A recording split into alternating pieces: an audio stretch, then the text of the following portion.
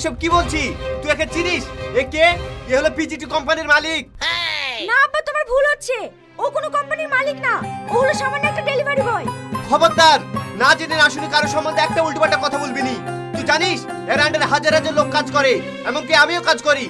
Uncle, আমিও নিজের চোখে দেখেছি এ ডেলিভারি বয়। হ্যাঁ, তোমরা ঠিকই দেখেছো, কিন্তু কেন যা ও ডেলিভারি বয় সেটাই শোনো।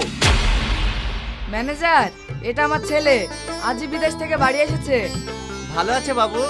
হ্যাঁ ভালো আছি, আপনি ভালো আছেন? হ্যাঁ ভালো আছি।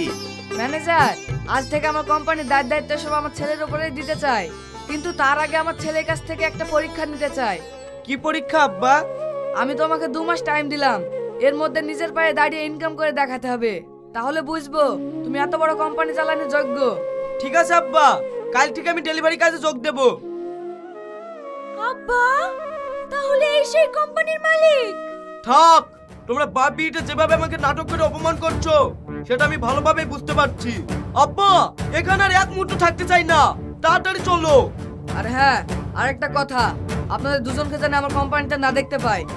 স্যার, আমি কোনো নাটক করিনি, আপনি এইভাবে আমার এত বড় ক্ষতি করবেন না।